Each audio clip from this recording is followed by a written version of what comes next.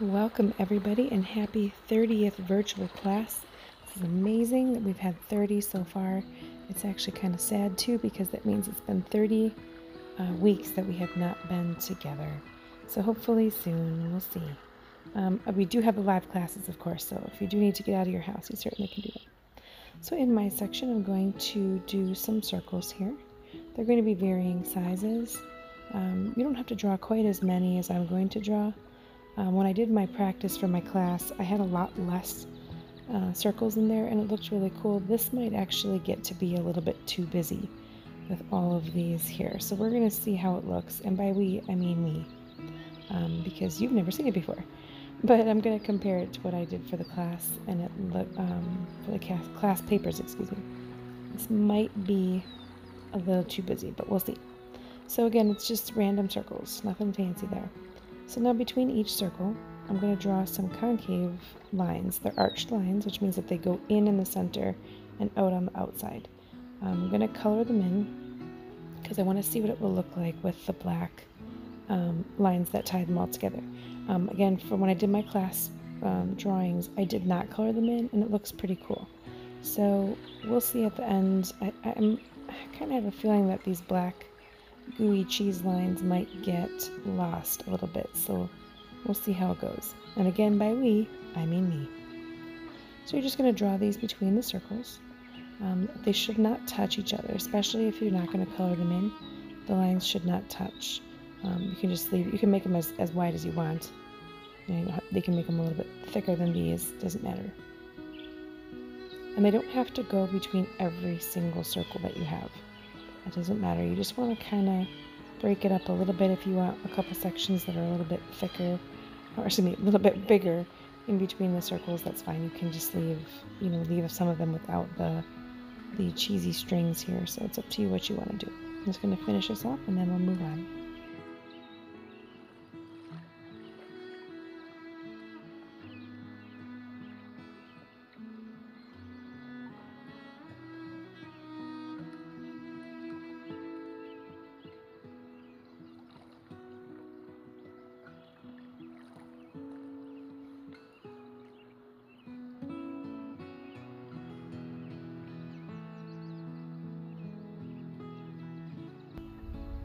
So as you can see, I have this little circle that's close to my line. I'm going to draw a little line off of that. So don't forget your edge pieces, some of them should go off the paper, or not off the paper, but look like they go out of that section.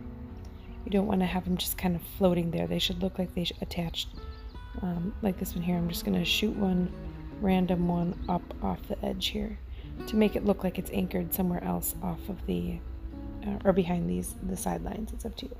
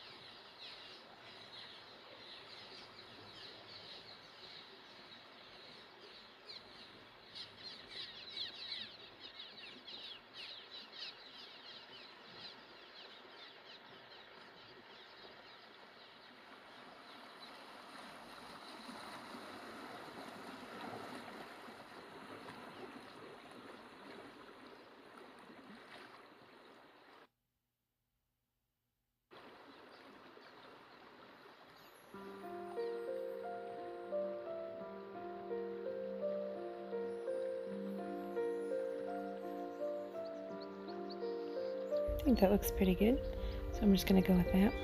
Now in any section that you want, it doesn't matter, you're going to start dividing these out into a grid. I'm going to use arch lines. I'm not going to use any straight lines, but if you prefer to use straight lines or it's easier for you to draw, you can do that. Again, you can see how close my lines are. You don't have to have yours this close as well. I'm going to draw some that are close together and some that are a little bit further apart so you can see what it's going to look like when you vary the sizes. So you're basically making a checkerboard pattern. So now on the left side of this section, you see I kind of went out and back, and now on the right side here I'm going, down and over.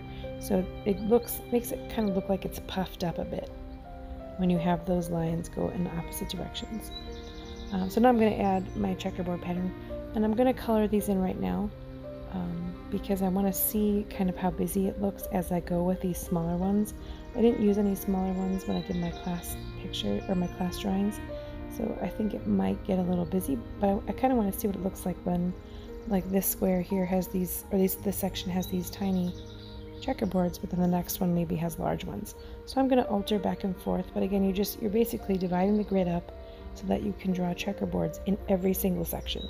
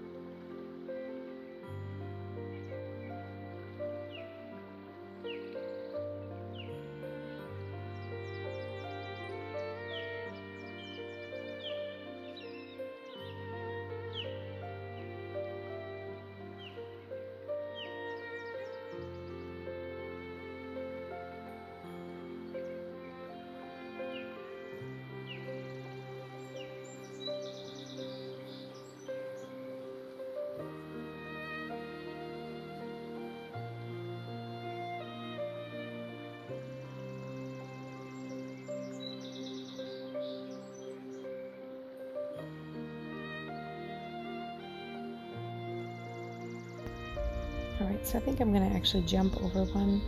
I don't want all of these busy or smaller checkerboard patterns to be right next to each other, so I think I'm going to spread them out a little bit. I'm going to do all my small checkerboards first and then go back and do the large ones.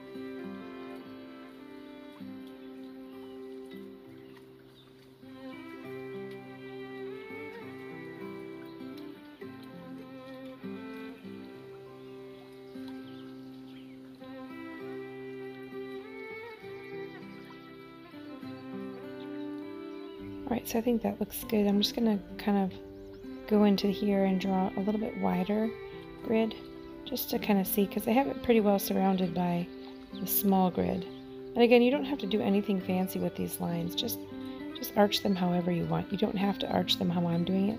It just makes it look a little bit more 3D. So I do like the large size of the pattern for the grid, but I'm actually going to wait until the end to do the actual checkerboard pattern just so I can see kind of how it's going to look. I'm going to just go around and fill them with the large grid here first.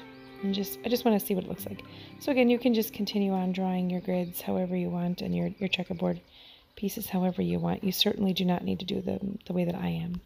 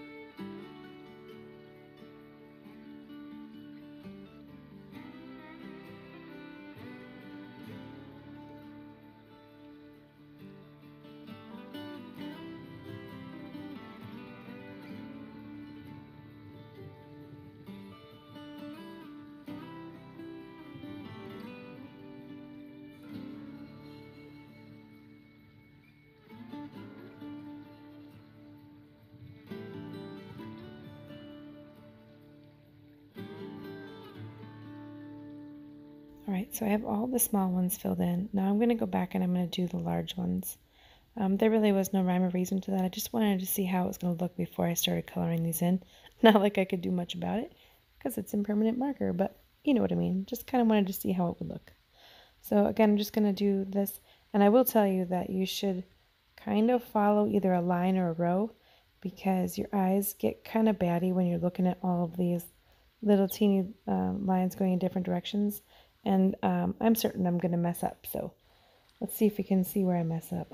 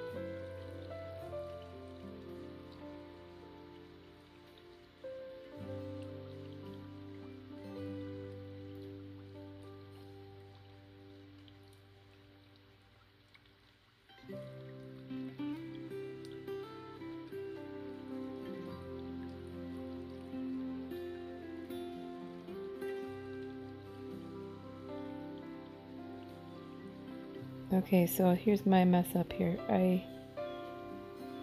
did the wrong row. See, I usually start in the center of a section for a reason, because when I do these small triangles on the side, sometimes I get messed up. So what I'm going to do is I'm actually going to switch this one little teeny tiny box to be two colored in next to each other. So this one's going to be really wide. I know it's going to look a little odd, but only you and I know that it's there. Whoops.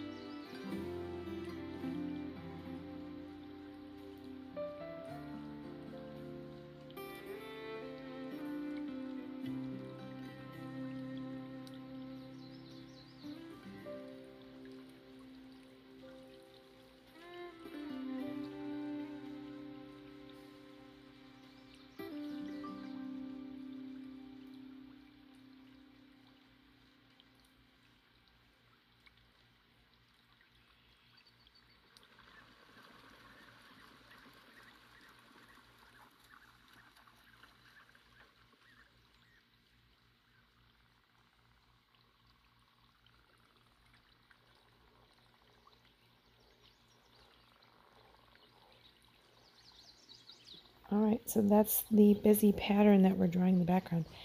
Again, I don't like that I can't really see those black gooey cheese lines, so I'm going to see if I can just kind of thicken them up a little bit with the bigger marker.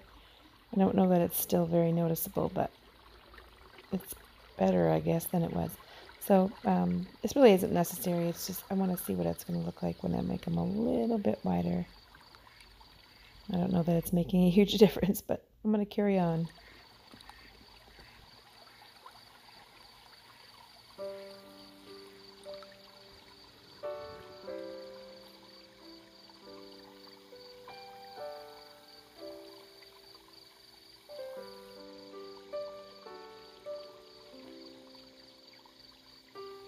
So it didn't really change too much, but oh well.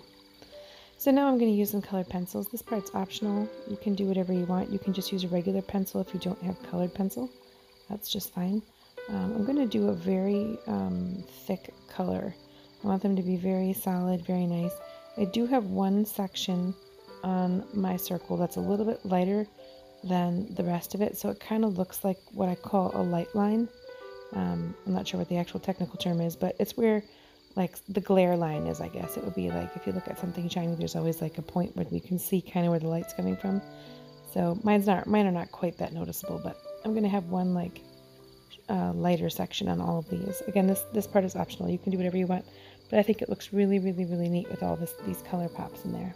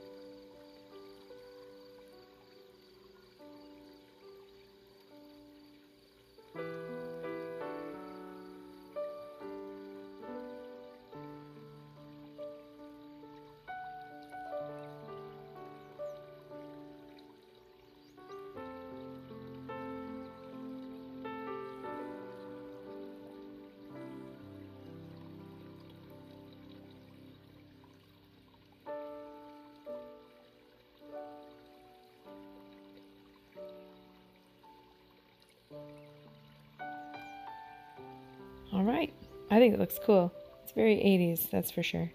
And the 80s are definitely coming back, which is maybe unfortunate. Who knows? All right, so we'll move on to the next one. This one you will need a pencil for. So I have my section here, and I'm going to switch to a pencil after I find it because I just tucked it in my box. There it is.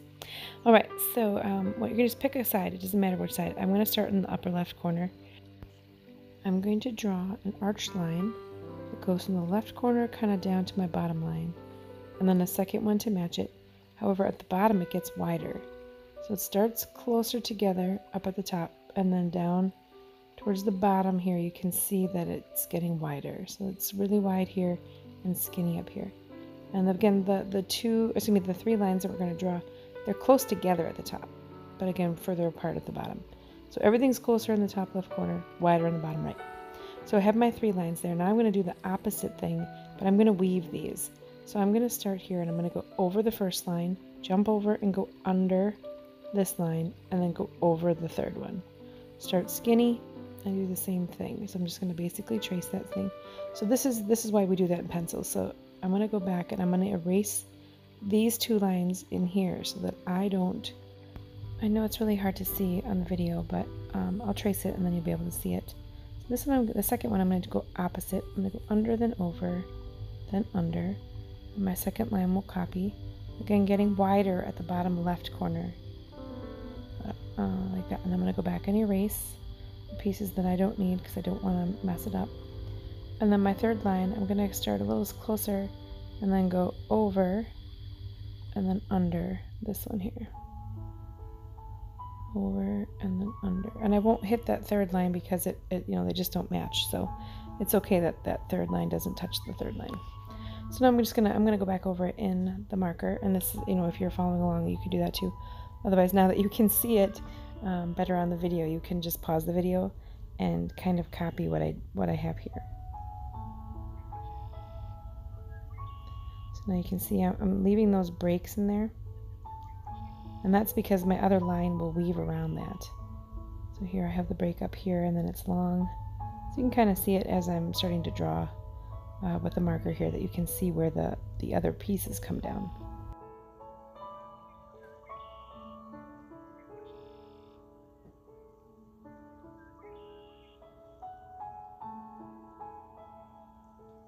So those are those three, and I'm going to go back and do the other three. I'm just going to trace my pencil lines like I did before.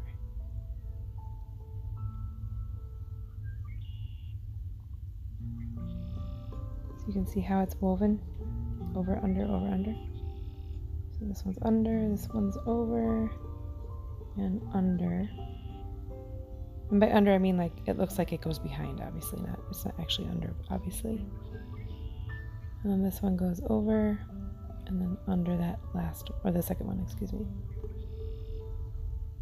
There'll be a little piece down here that you can see. So just like that, or something like that. It doesn't have to be exactly, of course. Now I'm going to go back and I'm going to clean up my pencil lines, get rid of all the ones that are still visible.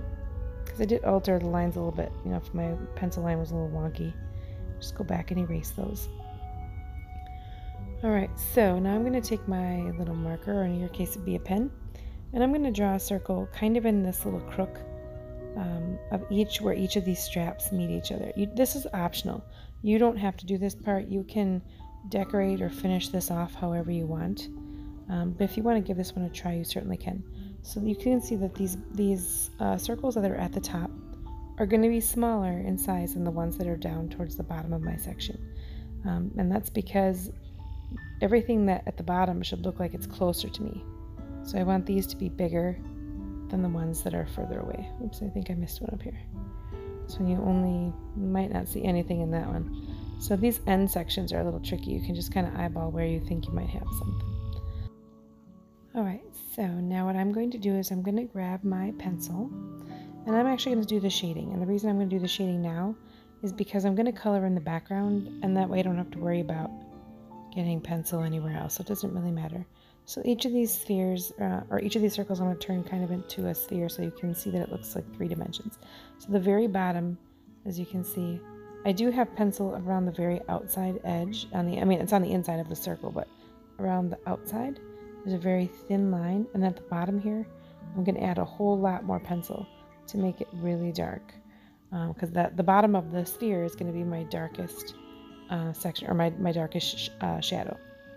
So I'm going to do all of these like that, and then after I have it kind of filled in, I just smudge it slightly with the edge of my thumb, just to get it to blend a little bit, because you don't want really hard pencil lines. Usually when I do shading, I have my hand way towards the middle or the end of the pencil, but this is a little bit more specific, so I'm holding my hand towards the graphite part.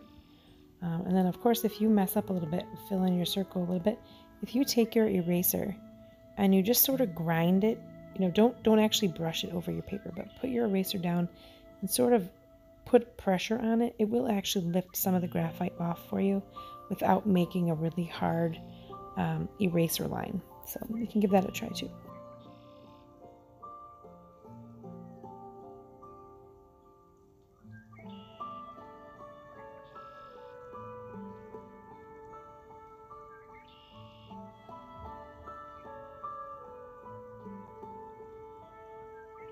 Alright, so on these two edge ones, because my shadow liner, my darkest part of my sphere is at the bottom, I really won't see much on this one at all. It'll just have a little bit of a shadow around the very outside edge, and maybe a little kiss on the very edges where they touch that line, but not much at all. And then this one will just have a little bit on the bottom that's really dark, and then a small line around the outside edge there. So you really won't see too much on this one either. So now after you've done your spheres, you want to go back and tackle the straps. So any place where you see it goes under the bridge, like right here on this right side, you're going to make a really dark, not really dark, but relatively dark shadow line. I guess you can make it as dark as you want. And then as you come out a little bit, you're going to feather lightly with your pencil. You're just going to draw a pretty, a good amount of pressure here, and then sort of lift your pencil and just graze it over the top of the paper as you draw. So here I'm going to go into high speed because there's a lot of shadowing. But this is one of those steps you don't really want to skip. It's going to help define the look of this. It's going to give it that pop that you want it to have. So I would give the shading a try, even if you're not really very comfortable with it.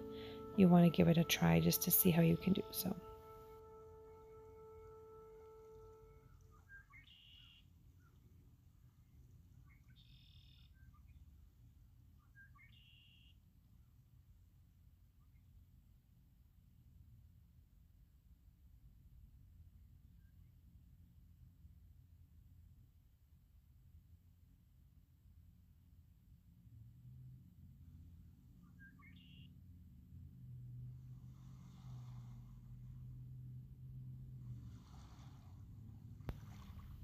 So something just like that. I think that looks really, really, really cool.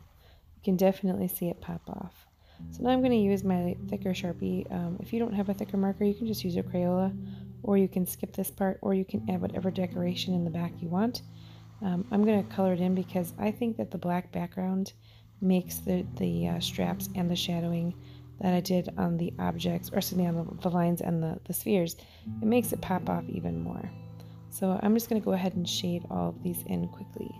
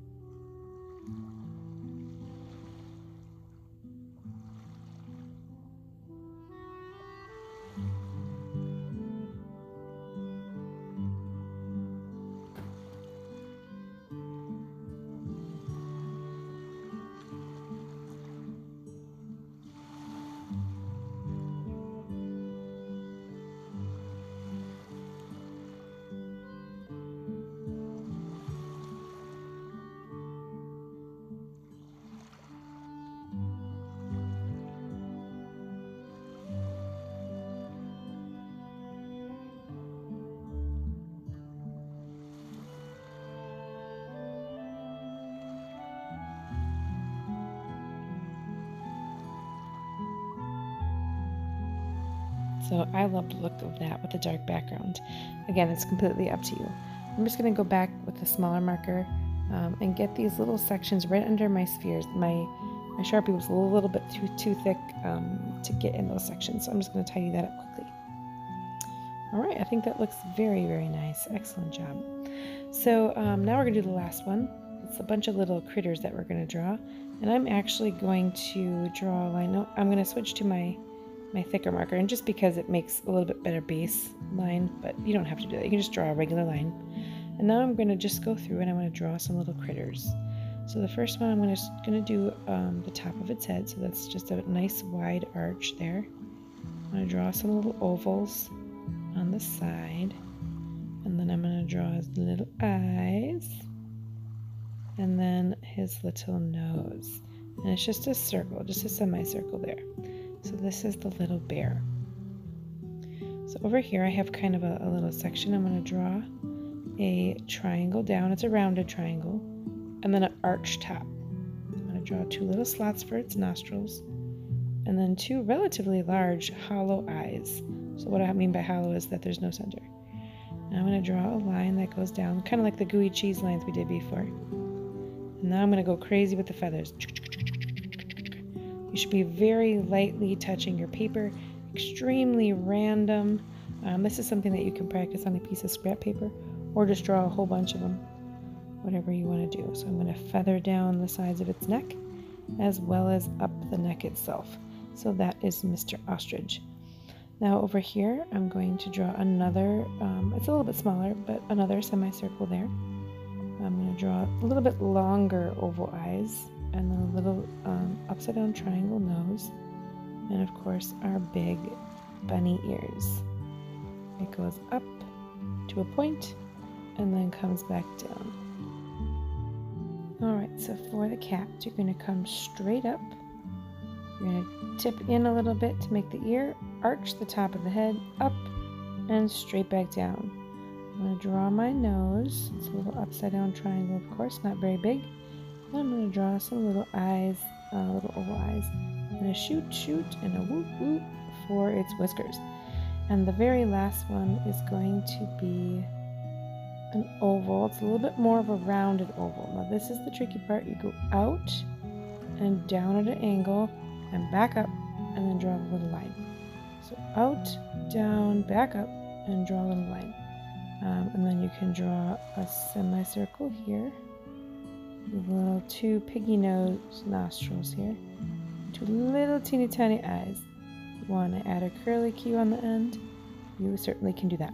So again, I went through these very quickly. You can certainly just go through the video again, practice them. You can draw one at a time and just keep going through that section again.